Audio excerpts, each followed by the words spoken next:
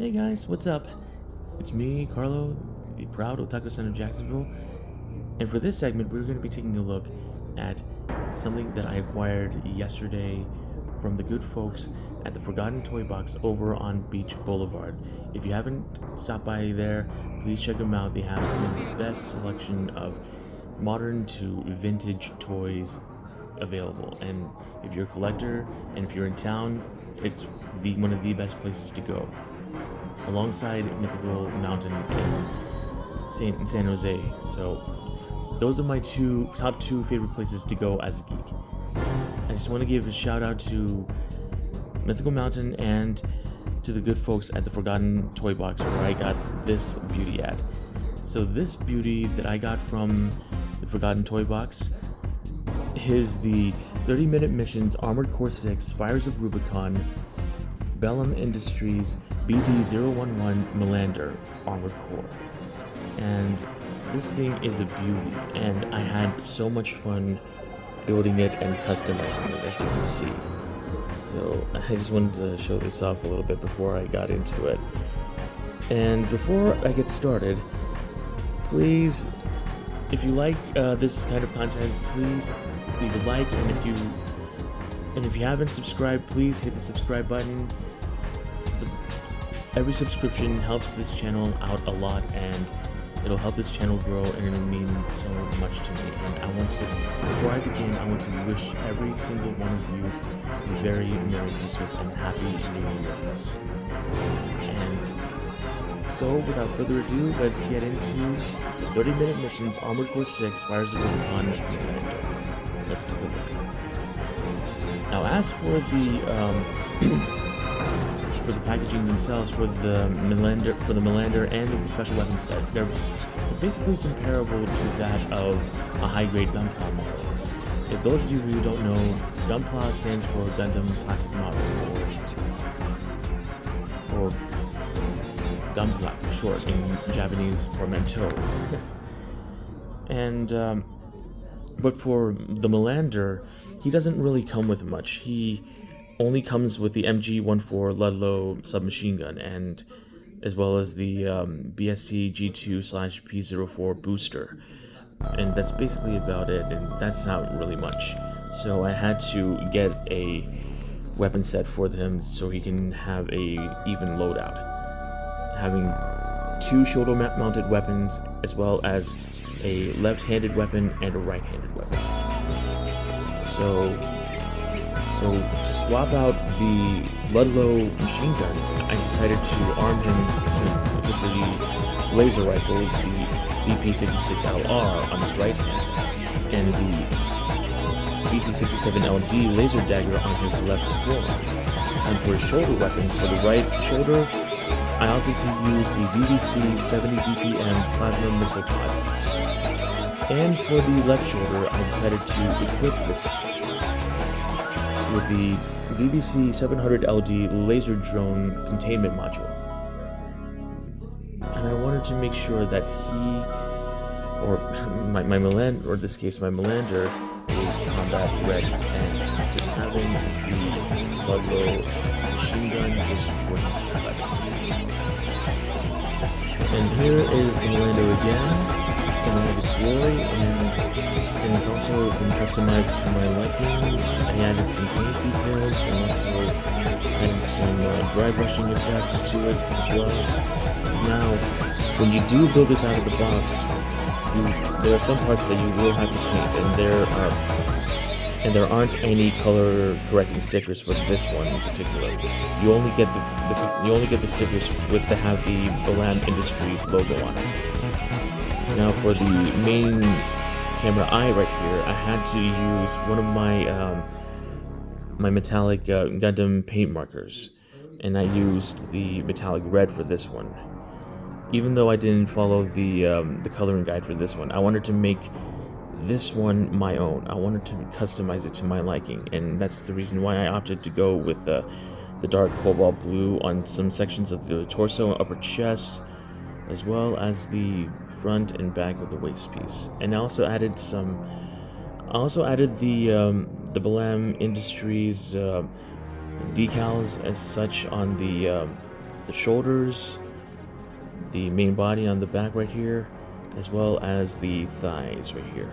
And the rest of the decals, they're all waterslide decals that I got from the Forgotten Toy Box that I also got with my Armored Core 30-minute missions kit. And I also still had some leftover White Dingo decals as well, so I opted to put one on the left shoulder and one on the left side of the chest. So I'm just really pleased overall with it.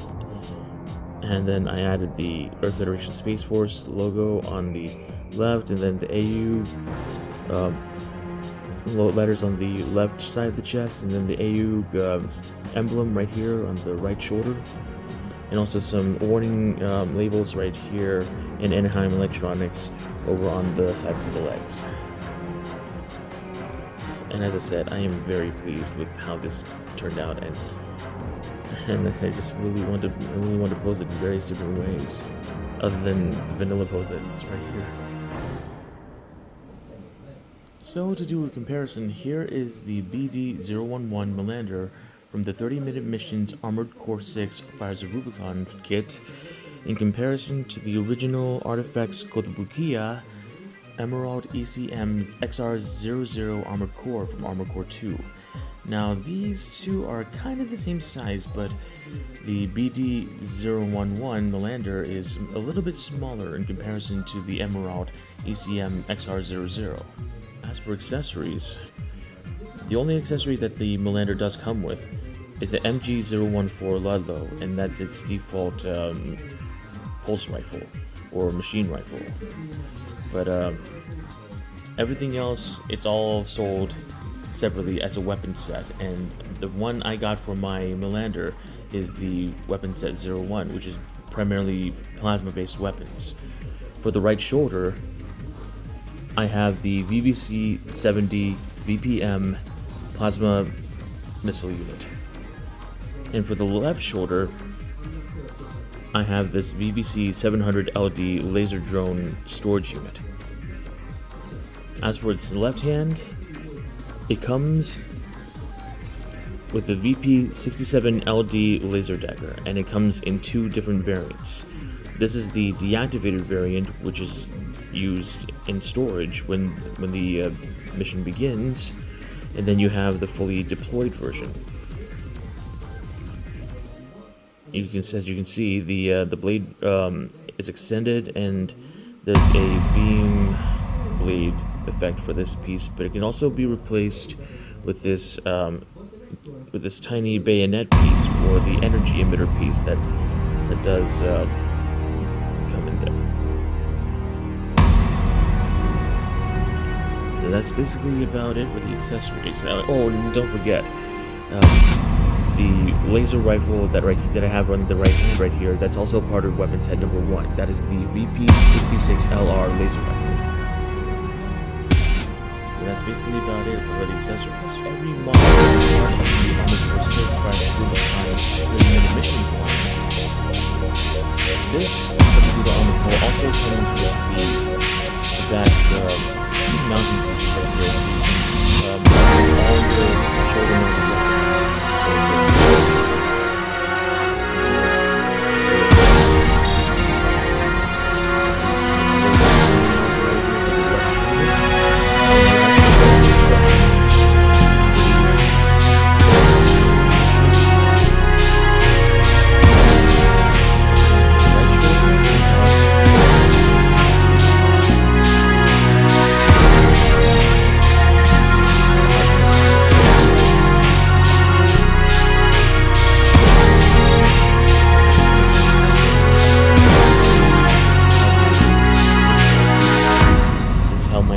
Looks with both shoulder units equipped.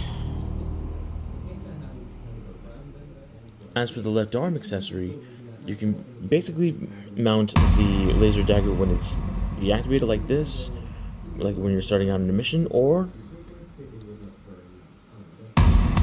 you can have it fully deployed. You can have it fully deployed with either the laser emitter fully deployed like this, like a real metal dagger, so, or you can equip it with this plasma energy blade, like so.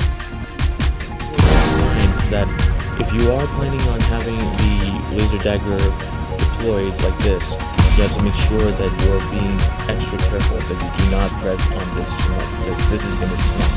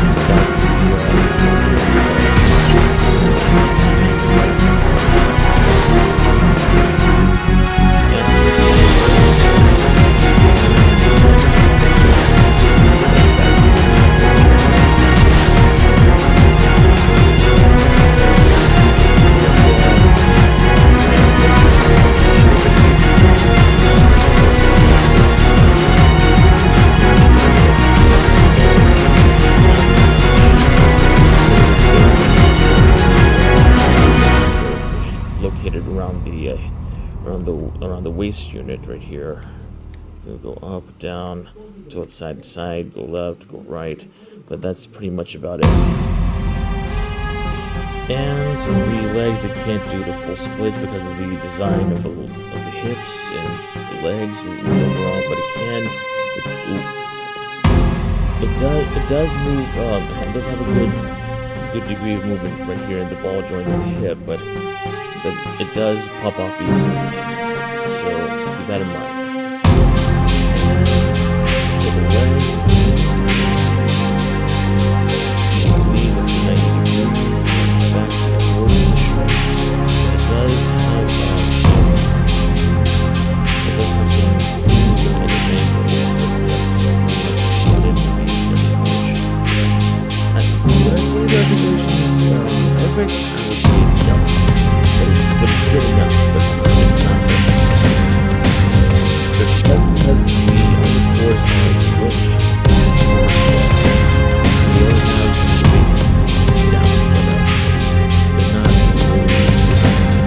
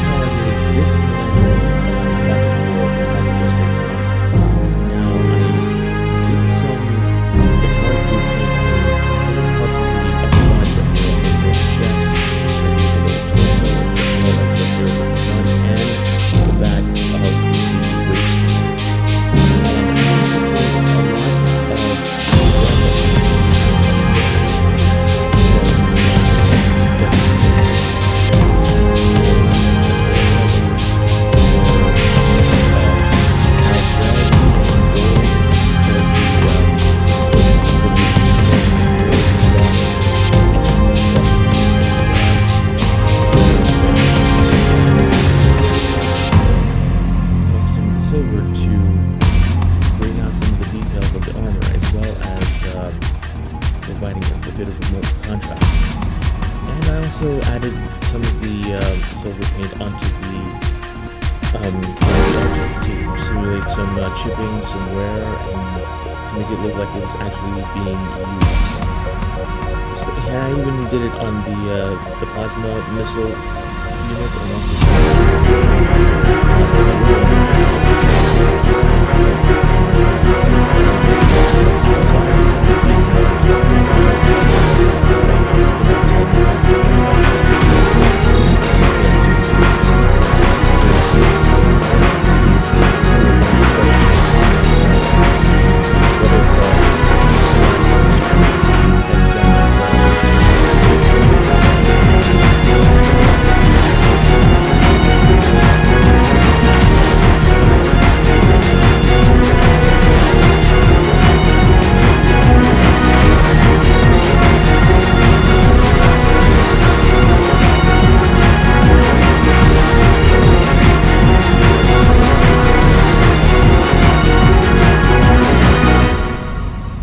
So that's pretty much it for the basic overview of my customized Melander BD-011 from Balaam Industries. That is from Armored Core 6 Fires of Rubicon. That is part of the 30-minute missions line of model kits from Bandai. And I am truly proud of all of the work that I put into customizing it, from painting it to adding the details to panel lining, adding the decals, and also overall varnish to simulate some wear, rust, and use. And I gotta say, this is my favorite project for the year 2025. I will be doing sometime next year. I'm not sure.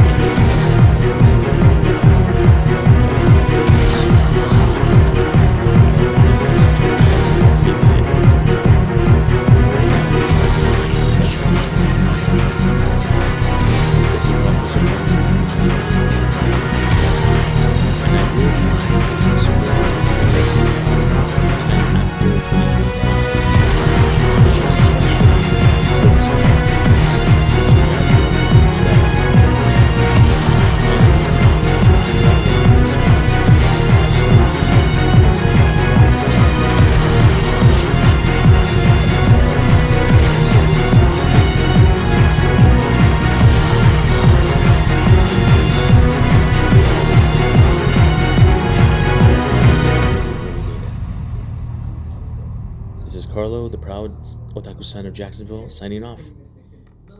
And I'll see you in 2026. Peace out.